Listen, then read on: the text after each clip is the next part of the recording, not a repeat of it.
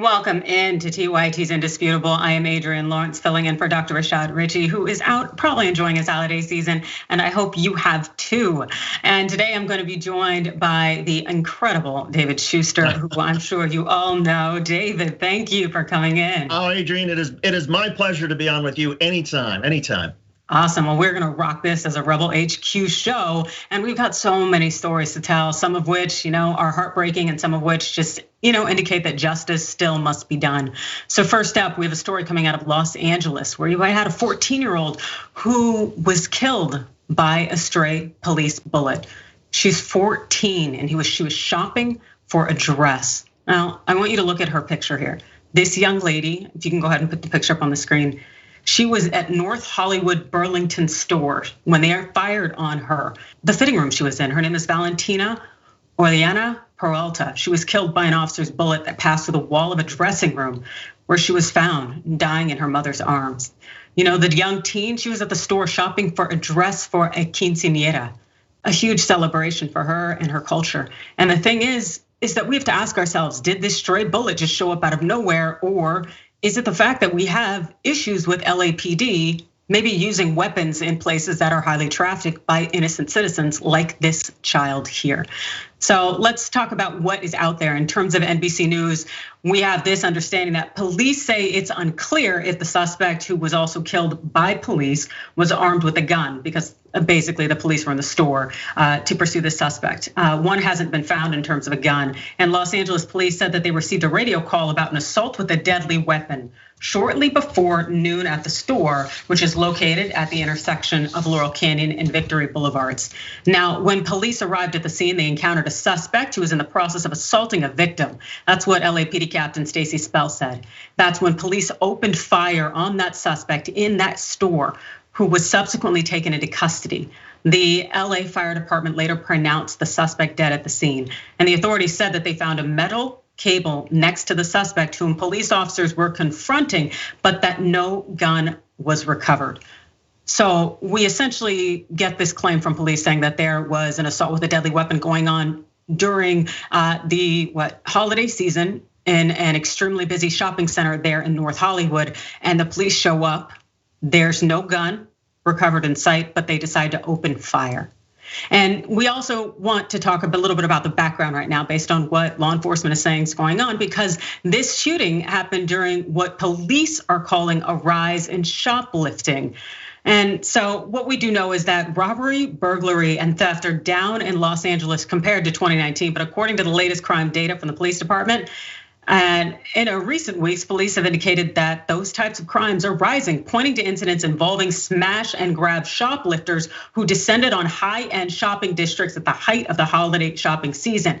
But, even claiming that this is a very violent and dangerous season and that there's a crime wave, the fact is that the critics at, of LAPD say that that's not necessarily true.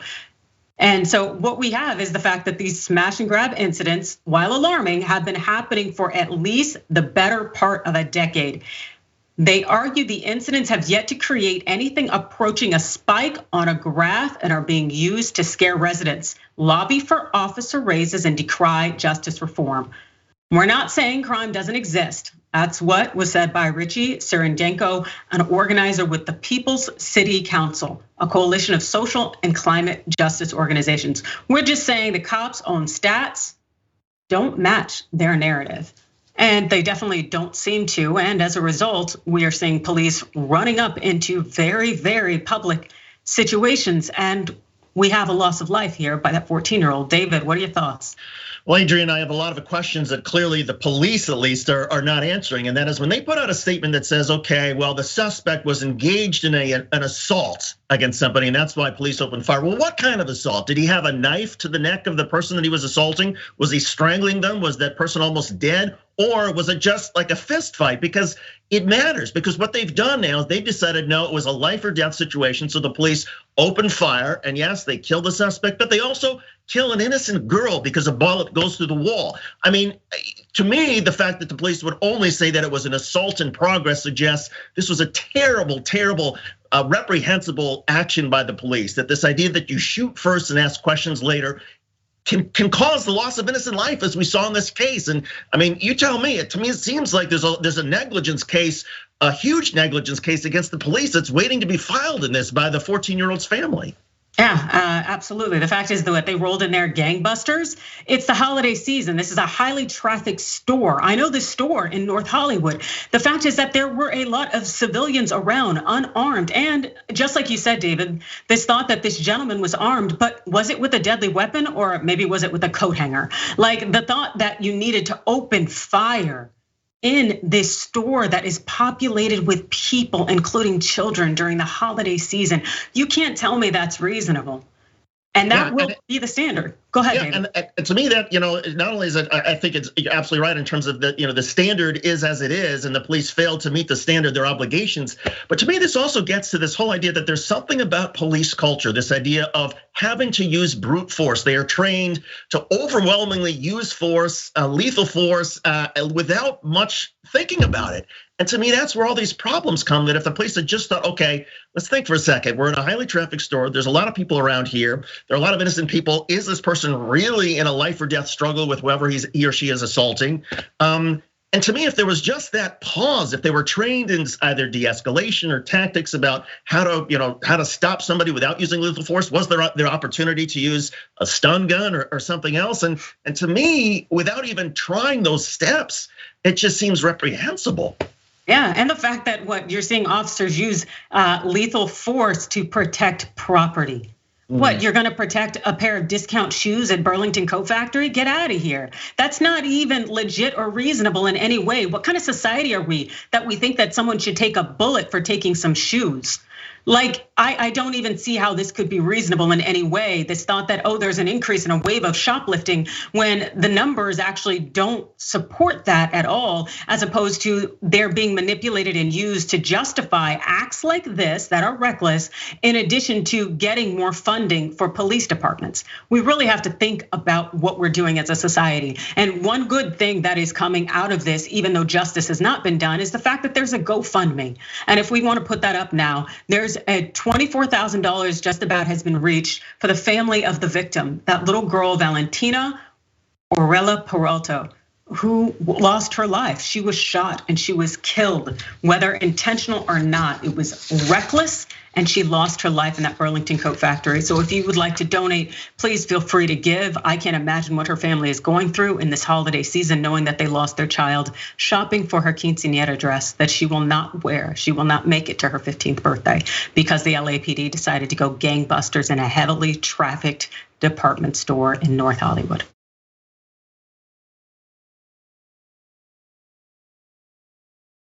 Let's go ahead and move on to our conversation next to one of the predicaments of the holiday season. Pretty much just Candance Owens and her nonsense. As we saw just about last week, Candance Owens had a sit down with Donald Trump and she was caught off guard when, the former president thought he would educate her on the legitimacy of vaccines, which is not something that she had expected necessarily. And I don't think any of us expected that, but she got a mouthful and she, of course, had something to say about it. So check out this video here. Things are good. And he believes that because he comes from a generation, like people, you oftentimes forget like how old Trump is. He comes from a generation. I've seen other people that are older have the exact same perspective. Like they came from a time before TV, before internet, before being able to conduct their independent research, and everything that they read in a newspaper that was pitched to them, like they believed that that was a reality. And one of those things was, this push for vaccines and believing that people were going to die without vaccines. And so I believe that his support of the vaccine is genuine and it's not based in any corruption at all. I think he actually believes those things. And people that are saying, how is he ignoring all the people that are being injured? And, people are sending Rumble videos and all of these, websites, obscure websites. I believe also that he only reads the mainstream media news. Believe it or not, I do not believe that Trump reads or partakes in any other news sources. I don't believe that Trump is on the internet or that he necessarily uses the web to try to find obscure websites. I think that he just relies on typical mainstream sources. So I don't think that there's anything evil going on there. I just wanted to say that because so many donors, supporters of his are kind of like questioning where all of this is coming from. And I think he just genuinely believes that. And he needs to sit down and, have a full conversation with someone. I was interviewing him in that circumstance, but he needs to have a larger conversation to really understand what's going on. Good old Candance Owens doing that damage control for her anti-vax movement. So David, how does this hit you? This is crazy. I mean, she's complaining because Trump will not engage in the conspiracy theories that he might be able to be susceptible to if he simply was more savvy on the internet and looking into the dark corners where people make up their own minds about the vaccine. The fact of the matter is, vaccines save people's lives. Boosters save people's lives. Nobody is saying, and Donald Trump is, in fact, he's not saying, oh, you won't get COVID. He's saying if you get COVID, most people who have been vaccinated and boosted, you'll get a mild form. You won't get the deadly, the lethal symptoms that could kill you.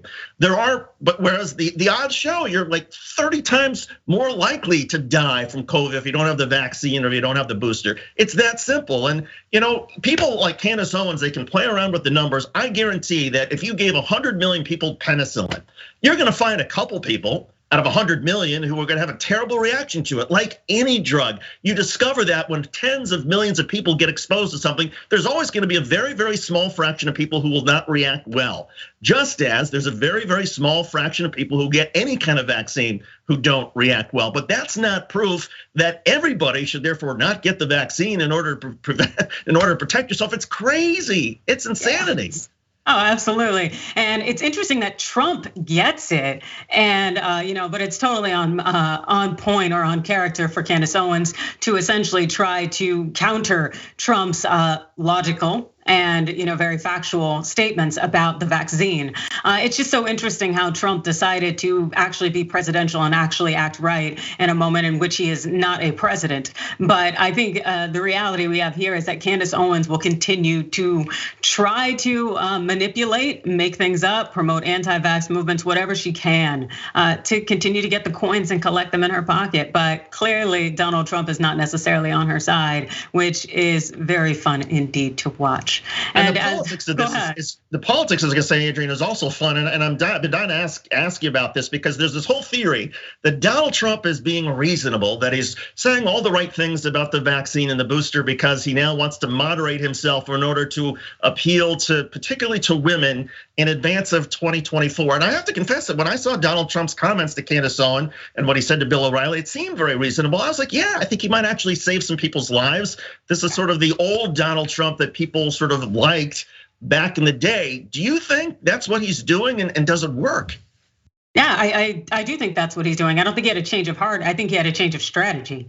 And so the fact is that Candance Owens wasn't prepared for that. She thought he was gonna stay on the crazy train. But I think Donald Trump is getting smarter, which is hard to believe. But I think he is getting smarter if he realizes that, hey, he wants to get back into power, that he's going to need to convince people that he is not all that January 6th crazy, that he actually does have some moderation and wisdom in him. But I think we all know it's just a farce. But Candance Owens, it still is, always good and heartwarming to see, her essentially get popped in the mouth.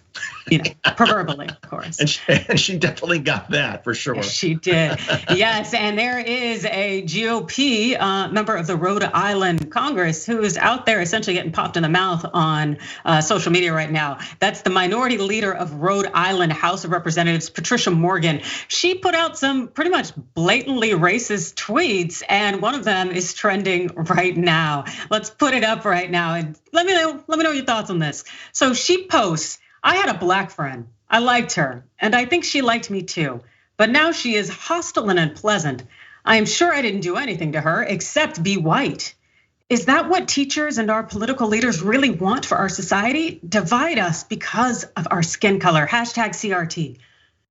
David, I know how I feel about this and all the dog whistles. Wow. I'd love to know your thoughts. Well, my thoughts is, what is it? The old Mark Twain quote that it's better. Maybe it's a Near Eastern sort of quote about better to remain silent and have people think that you don't know what you're talking about or that you're stupid than to open your mouth and remove all doubt. I mean, this person should not be tweeting. Should not be speaking. Lord knows how she got elected to any sort of political body, Rhode Island. Maybe that helps explain things. But no, she's She's a disgusting person, and it's bad enough that she would think about this, but to me, it takes it to another level. When not only do you think this, but then you actually believe it so much that you would put it in writing and find that somehow acceptable. I mean, what are you teaching people? This is embarrassing, and I feel badly for all the good people in Rhode Island. You don't need to be represented by this nonsense. Seriously, like her constituents, I really hope that they're not truly a reflection of her, because this is like, it's just misogynoir galore. I can't begin to tell you the things in here, saying her Black female friend, and I use friend loosely because clearly they ain't friends, but saying she's hostile and unpleasant. Get out of here. How many times? Why don't you just say she's aggressive too? Like, come on. These are things that are always said about Black women because they're essentially these little dog whistles that want to tell you, I don't like you and I'm threatened by you because you are Black and you are a woman and you need to know your place. Like, get out of here. This representative is full of nonsense. And this isn't the first time she has been full of nonsense. Back in October, she tweets this. In the 60s, before Johnson's Great Society, 80% of Black children enjoyed two-parent families and a better standard of living. 70 years later, it is the opposite. Now 80% of Black children live with only one parent, and now we are told two patent, I'm sure parent homes are racist.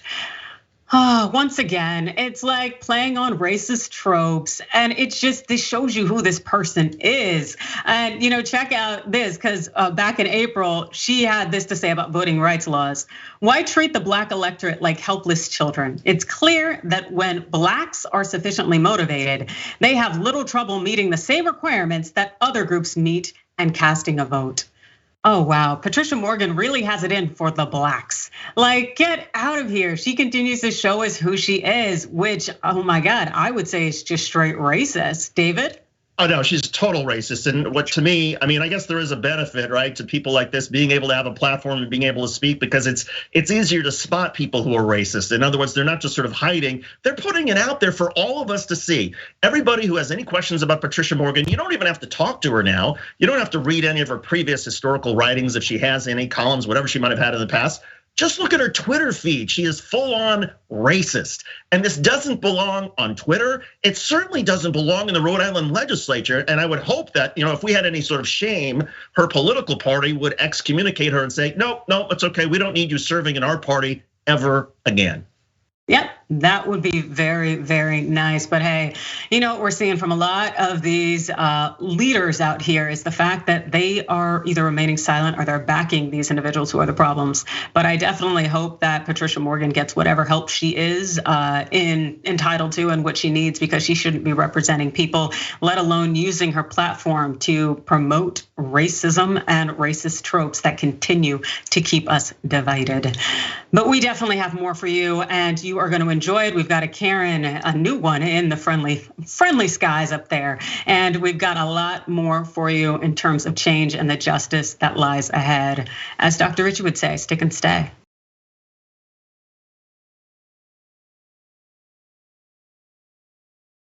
It's Adrienne Lawrence, and you're back with TYT's Indisputable. And you know what? 2021, it has been a year that's promised to be better than the last. But let's be real, it probably wasn't.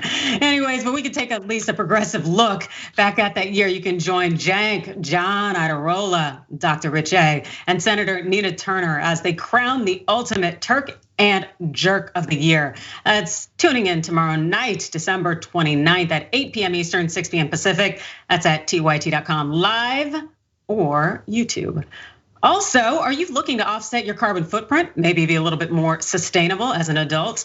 Well, now Aspiration card holders can partake in the Plant Your Change program. Double your impact by rounding up your change and planting an additional tree with every qualifying transaction.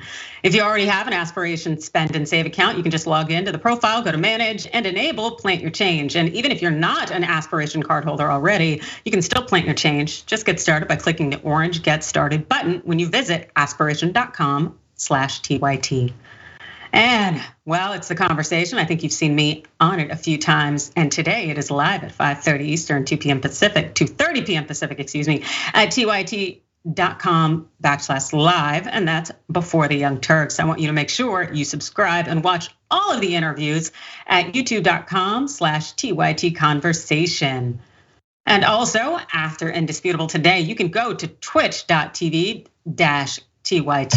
to catch Deep Dive with Jordan Ewell. That will be an exciting show. And also, it's been pretty exciting for those out there on TYT.com. For the TYT members, let's check out what Mickey, the silver-haired dragon, says. Well, he said, man, that was at least 30 feet away. No danger to the cop, no taser, no baton, no rubber bullets. Oh, wait, those are only for peaceful protesters.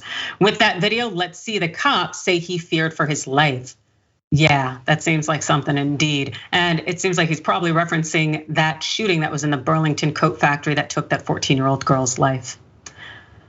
Text Stan says, wow, Candance Owens is working overtime, making sure the rubes don't wake up and end her grift. Of course, it's a holiday season. Candance has some grifting to do. YouTube super chat, Jason Cruz says, before you put up the picture of a cop or a Karen, can you flash a picture of Betty White? I mean, that's what we're all thinking. I guess we're all thinking about Betty White because she just turned 100 and she's pretty awesome. Chaplain Fred said, hi, David, Miss Lawrence, one of my chaplains and I got called to provide emotional support as LAPD chaplains. We're also going to help bystanders. Thank you so much for the work that you do. I have known a few chaplains over the course of my life who work with police departments. And so your work is so incredibly appreciated. Thank you. Early Bird 42 says, if the suspect is actively engaging in assault, wouldn't shoot at them also risk the life of the assault victim? You would think. And thanks for the $4.99 donation. Stoneflyer Dragon with that $5 hookup says, wow, those sure were some words, Candance. Yeah, Candance Owens always got something to say. And the vast majority of the time, it is not, what is that, rational, logical, or commonsensical? Anyway, Joe Shalom says, Trump isn't getting smarter. Are you crazy? He just wants credit for the vaccine, obviously. Thanks for the $5 and the very truthful statement. Very much appreciated. And Dale Gribble said, Adrienne is on fire emoji ×3. Much appreciated. I very much appreciate that for sure.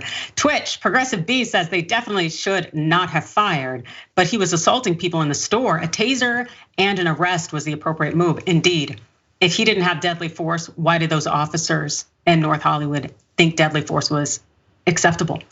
And Yeatwood Max says, I'm so sorry on behalf of Rhode Island. She genuinely, it's talking about that member of legislature.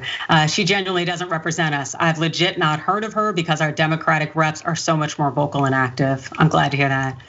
All right, thank you so much for that time and all that you've shared. And now we are going to share a little with you of Karen's. You want to call the police on them for having a barbecue on a Sunday. I feel free! Back off! I'm going to tell them there's an African-American man threatening my life.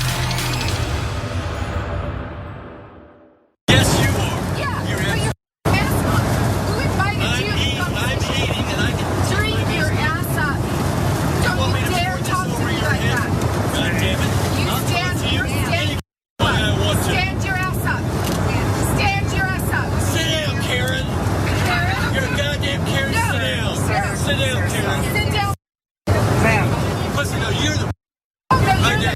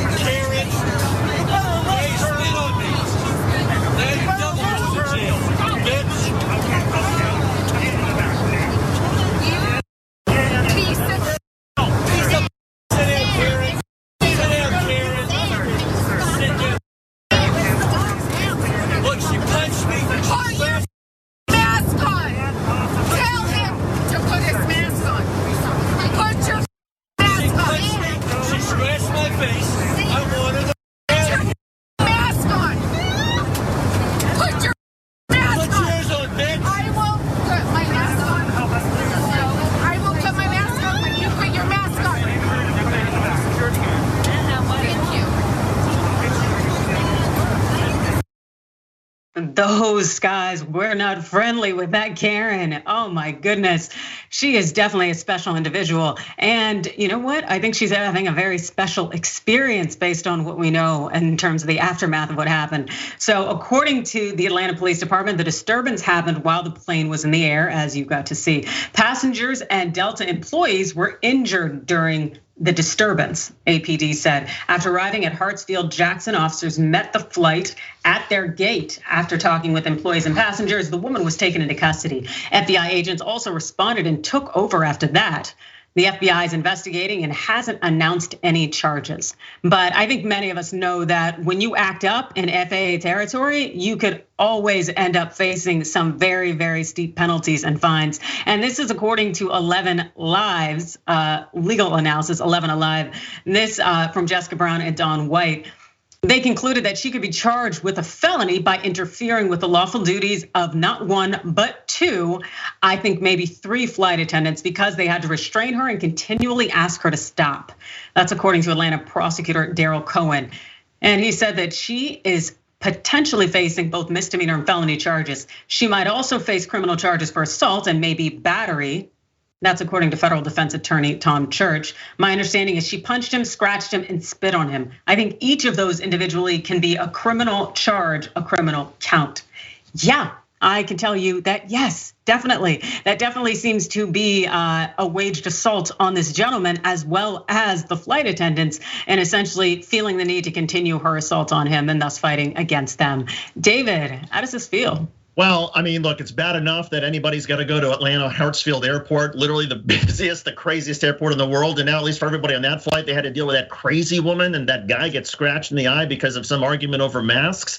This is just pathetic. And you know what? I guess wisdom, the words of wisdom is, well, as soon as we get to Atlanta, you're going to jail, as the guy said. Well, yeah, she's probably going to jail, but it's what a miserable experience for everybody on that plane, particularly for the flight attendants.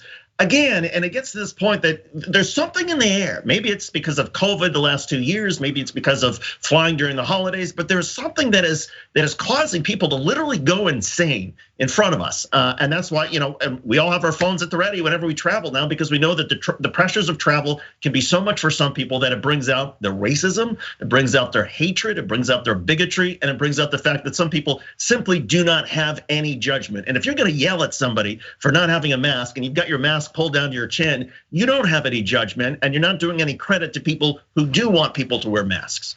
No, exactly. And the fact is that I think you're totally right. People are out here acting up. And we don't necessarily know, is it the pandemic? Is it people being housed inside, people dealing with the social justice changes, or people just having to confront the reality of the fact that we don't necessarily know what our future will hold in terms of all our health and safety? I don't know, but I know a number of us still know how to act. It's just, hey, we have these individuals out here who do not, including that Karen on that flight. But apparently there has been essentially an uptick of problematic passengers, as many of you happen to know, as we saw what Southwest cut their alcohol service. And so one thing we have definitely seen from the FAA is a trend. And there's been a report from the Federal Aviation Administration. It states that as of December 21st, there have been 5,779 reports of unruly passengers and 4,156 mask-related incidents just this year. And as we come to the close of the year, we know that there potentially could be far more as we're seeing this, what Omicron virus continue to spread and essentially require us to shut down a number of things. But hopefully people can, hopefully shut down the Karens. But we do have an update for you, and one that is in the uptick direction in terms of something good. But unfortunately, as far as I'm concerned, it's not good enough. So it's the case of Rahul Aguilera-Mederos. That's a truck driver who was sentenced to 110 years in prison for causing a crash that killed 4 people when his brakes went out. He was not under the influence of alcohol or any intoxicants. He did not act intentionally at all. He is simply a truck driver who had his brakes go out. And we've seen that since he was essentially sentenced to 110 years in prison, there's been significant outcry. And now a district court judge has essentially set a hearing for resentencing, really opening up the possibility that potentially this man could possibly get a portion of his life back. We know that during a scheduling conference yesterday, the district court judge, Bruce Jones, set a resentencing hearing for January 13th at the request of First Judicial District Attorney, that's essentially the prosecutor there, Alex King. King plans to ask for a new sentence of 20 to 30 years, she said. And we'll talk a little bit about this sentence, but to give you a complete recap of the situation here, Aguilera-Mederos, he was found guilty of 24 charges in April 25th, 2019. From the crash that killed 4 people on Interstate 70. The 26-year-old Cuban immigrant was not charged with driving under the influence of drugs or alcohol. Rather, his brakes failed on the high country route, according to the testimony he later gave investigators. The sentence sparked an international outcry and led more than 4.9 million people and counting to sign a change org petition calling on Colorado Governor Jared Polis to grant Aguilera-Mederos clemency or commute his sentence. Now, Jones said during the original December 16th sentencing hearing that Colorado law left him no choice but to deliver the 110-year sentence due to the requirements that sentences for crimes of violence run consecutively. So essentially they're running one after the other and not at the same time. According to Jones's interpretation of the law, that was the minimum amount of prison time he could assign to Aguilera-Mederos. And the thing is that this is problematic because even if we're looking at a potential of 20 to 30 years, we have to remember this man is a truck driver. His brakes went out.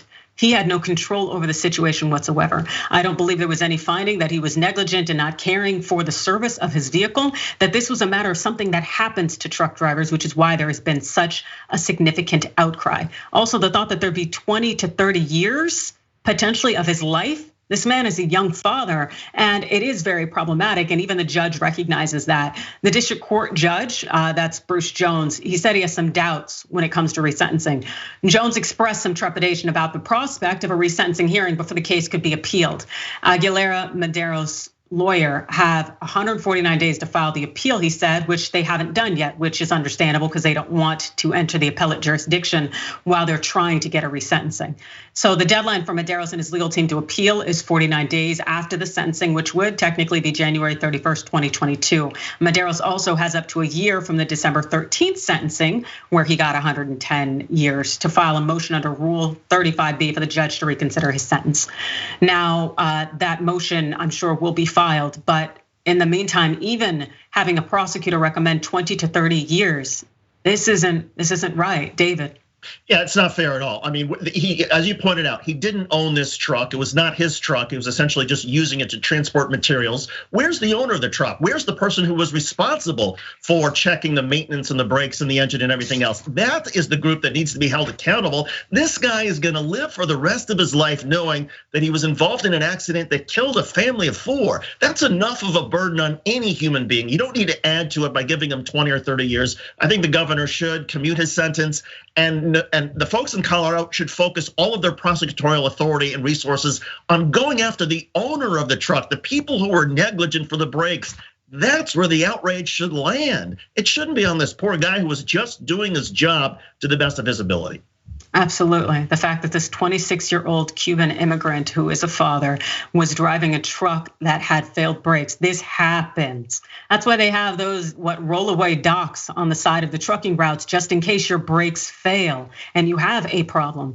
And you know what? The thing I do appreciate seeing is so many people rally and the truckers to also come together and interfere with interstate commerce, saying we're not going through Colorado. If this is what you're going to do to one of us, you're going to do it to all of us in the event that this tragedy happens to us. And the fact is that essentially the sentence needs to change, that society needs to change, and we've got to get away from this penal system that does not allow for actual justice to be done. All right, we will be back. Stick and stay.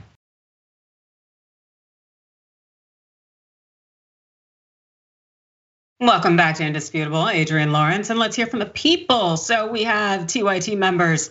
Trinity, AKA Frosty Dragon, says she spit on him during a pandemic, referring to that Karen. Yeah, she did. How gross is that after she's telling him put his mask up? And Mickey C, the silver-haired dragon, makes the observation.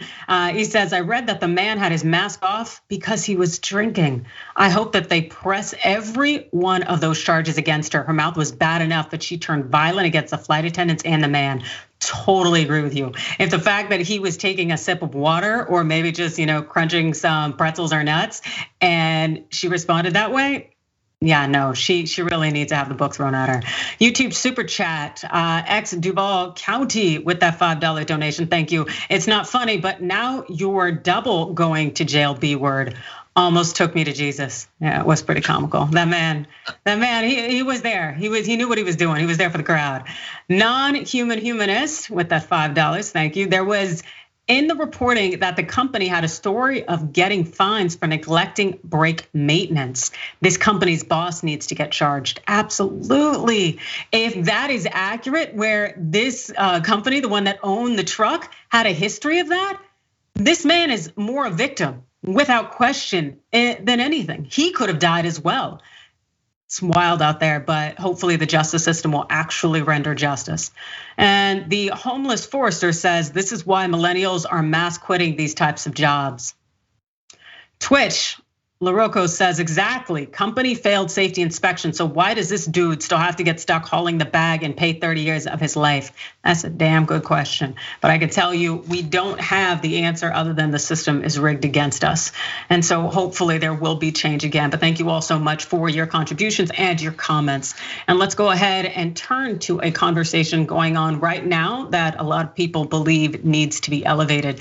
There was a Connecticut young woman here. Her name is Lauren Smith Fields, 23-year-old woman. And she's been found dead after she was meeting with an older white man that she had met on Bumble. You wanna put up the picture of Miss Smith Fields. She is 23 years old, beautiful young woman here. She was found dead after meeting this unidentified white male through the dating app Bumble. Now, what they're saying is that Lauren Smith Fields was found unresponsive in her Bridgeport apartment on December 12th after she met an older white man on the dating app Bumble. The man, who has not been named, reportedly contacted police about Smith Fields' death, and he was not detained for questioning.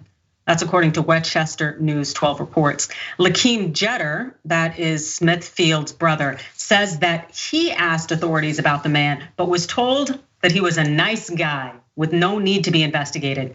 Smith Fields' father says the only contact that they had with police is with a very insensitive, condescending, and arrogant detective. Now, this is something that a lot of people will often run into when they are members of marginalized groups and they are victimized.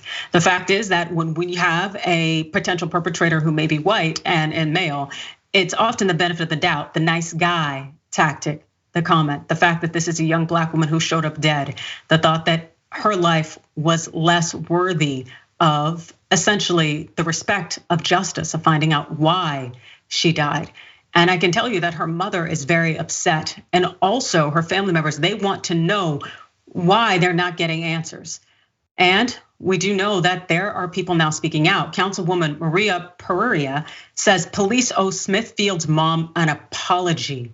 She sent a really well-written email. It was lengthy, it was extensive, and it was very detailed. And I was shocked when she told me just yesterday she had not even received a response from the Bridgeport Police Department about the investigation that should be going on into their daughter's death. Now, Lauren Smith Fields' family, they've even paid for an independent autopsy due to the Bridgeport Police Department's poor handling of the investigation. And this is what's being said. Without a doubt, we know that my daughter was not a drug user, and I had a second autopsy myself, paid out of pocket because we felt so uncomfortable with the way it was handled. That's what Smith Fields' father, Everett Smith, said. And the family is incredibly, as you'd imagine, devastated by this loss of their young 26-year-old family member. Smith Fields' family says that she was a track star at Stanford High School and was taking cosmetology classes at Norwalk Community College, according to reports. She also ran a side business to help pay for school. This is something that hits me hard personally because too often have we seen incidents where Black women, young women, are not necessarily receiving justice, where we can go missing, we can be murdered, and people do not care and people say nothing. And so the fact is that an investigation needs to be done. You cannot hear that this white man who called in her death is a nice guy. That's unacceptable. David? Well, I'm here in Connecticut, and all too often I have seen police in Connecticut in several towns simply have this thing called white privilege, where if it's a white suspect, they give them the privilege of not questioning them, not doing a very thorough investigation, and just assuming, oh, this person, because the victim was African American, she must have died of a drug overdose or something that was their own fault. No, that is not how this case should be done. If this guy is in fact innocent, if the older white man is innocent, and if he is a quote unquote nice guy, then he will go to the ends of the earth to try to help this family find out why did their daughter die. He will talk to police, he'll allow everybody to look at his record, he will go meet with the family himself and say why he was interested in a date with this much younger woman to begin with. He will provide every detail and answer every single question that they and their investigators have. In the meantime, the Bridgeport police, if they have any self-shame, they're gonna hold this man accountable, they're gonna do a thorough investigation, they're gonna talk to him, they're gonna talk to everybody who was in this girl's circle, and they will reassure the community, which clearly does not have any confidence right now in the Bridgeport Police Department. They will reassure that they're doing everything humanly possible to find whoever may have been responsible, if in fact there was somebody responsible for this death. Absolutely, without question. The fact is that we know the studies, research, statistics shows that when you do have a Black female victim, that essentially the investigation, the sentencing of a perpetrator, all of the things in terms of how the system handles it's done lackadaisical. That individuals may get, or more likely to get, slaps on the wrist, or it's not going to be investigated at all. And the fact is that this family deserves answers. Just coming to some conclusion that, oh, it must have been drugs, that's not only extremely insensitive, but highly racist. And this young lady deserves to have her killer or the reason for the cause of death to be determined in a way that is legitimate and reliable.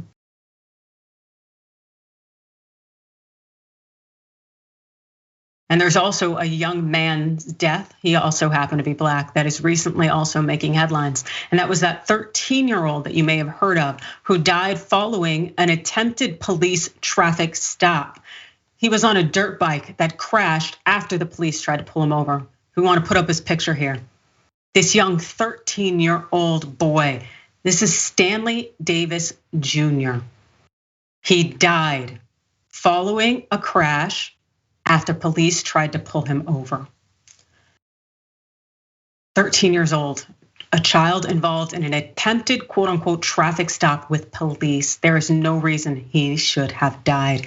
And in the surveillance video, it's obtained by WPTV, Davis is seen fueling up his bike at a gas station shortly before the crash. As he pulls out, a police SUV can be seen following him.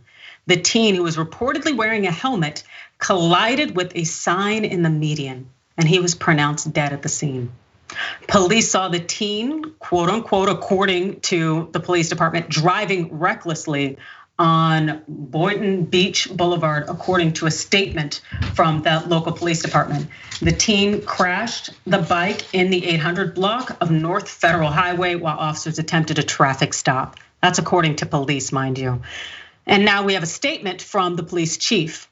Boynton Beach Police Chief Michael G. Gregory promised a thorough and conclusive investigation into what took place.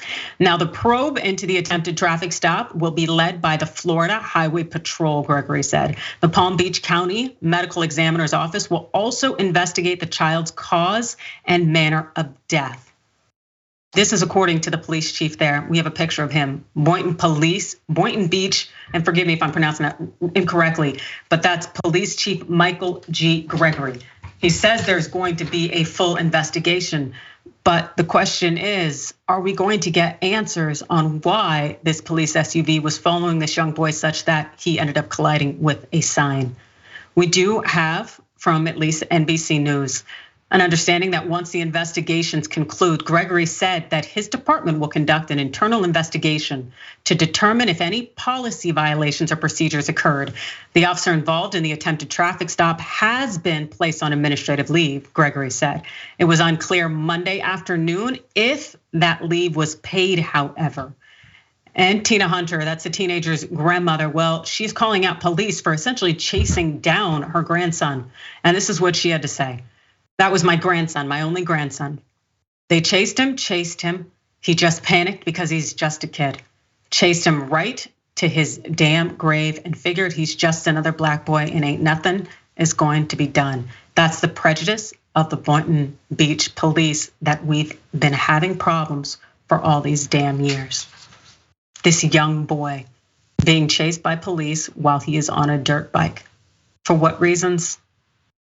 Other than what? Police claiming reckless driving? Come on now, David. I mean, he's 13 years old. I mean, again, the police, what were they thinking? He's a kid. You don't just start chasing people and engage in this sort of wild chase and prompt a kid to be so fearful that he's gonna drive so quickly away from you. And to me, this is tragic, not just in terms of the personal level. I mean, for this kid's family and for the community, but this is what happens when we live in a society where people have justified reasons to be terrified of the police. When the police constantly behave, when they constantly overreach, when they constantly terrorize members of our community, of course people are gonna try to run away from them. So this death is on all of us. And until we can change the culture in our society, and until we can make police, I mean, police should be a welcome sight for somebody who might be in some trouble, or even if you have problems with the law, you should be able to expect that a police officer's gonna deal with you fairly, that you're not gonna be terrorized, you're not gonna be abused while your handcuffs are on, you're not gonna have your constitutional rights taken away from you. But because that is not the case, because we have so many reasons to fear police, I'm surprised this doesn't happen more often where people get killed trying to escape from the cops. And again, for the police to be chasing a 13-year-old, I mean, come on, that's just you're asking for something horrific to happen, which is what happened in this case. Absolutely, and I don't think there was any indication that the police had sirens on or that they were trying to essentially truly stop him, although that may be the case where they said it was a traffic stop. But the reality is, again, this was a kid that was visible. This is a child, and they saw him, fueling up his bike. So who knows what happened in terms of this quote unquote reckless driving, but this is a kid on a bike. He may have lost control, he may be new to being on the bike, but that doesn't mean that he should be chased down. And the fact is, you're absolutely right, David. Some of us do not feel safe. We do not feel that we can actually live our lives free of oppression. And we've been taught and we've seen that the police aren't necessarily our friends. So the fact that that young man lost his life, and hey, it's one thing to say that we're gonna get an investigation, but I just don't necessarily know how legit that's gonna be. And to me, and also, I mean, the police statement, we heard more from the grandmother about the details of what happened than we heard from the police. And to me, again, that suggests that here we have another instance where police have something to hide. When police issue vague statements and talk about, well, there was a reckless driving incident and the kid ended up dead. No, there's all sorts of details that are missing. And if the police had nothing to hide, they would be completely transparent and say, here is a second by second, blow by blow of what happened. Instead, they issue this vague statement and it's left to family members to have to fill in and say, oh no, this kid was chased, and that's how he died. I mean, the police should be ashamed of themselves. And I do hope the police chief is somehow doing something to change the culture in the Boynton Beach Police Department and is gonna do a thorough investigation. But this goes beyond Boynton Beach. There's so many communities around the United States where police simply chase people, use deadly force, use lethal force, particularly when it's minorities, on young African-American men, and then they ask questions later. And that approach has got to change. Otherwise, this will never stop. No, it won't stop. And as we've seen in the stories today, we had a 14-year-old Latina be murdered by police. We have this 26-year-old Cuban immigrant be sentenced to 110 years for something that was essentially his company's fault.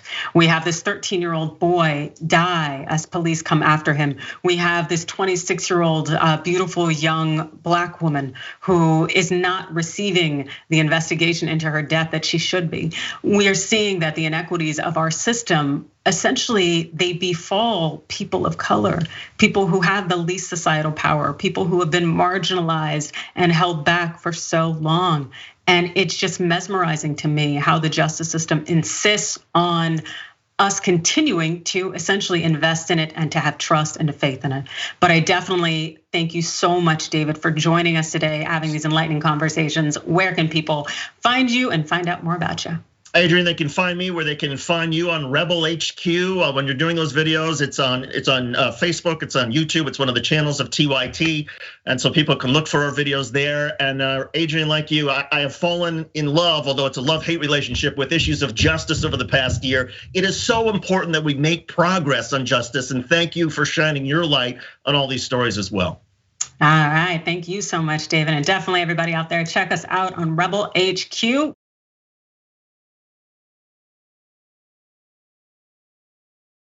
Welcome to Indisputable. I'm your host, Dr. Rashad Richard. We got a lot happening today. What do we do on this show? We tell the truth. You know why we tell the truth? Because the truth is simply indisputable. Rashad, great to be here. Congratulations on the new show. And I gotta let everybody know that Rashad and I go way back. People still need health care, so I won't stop. People still need criminal justice systems reform throughout this country, so I won't stop. And you won't stop either.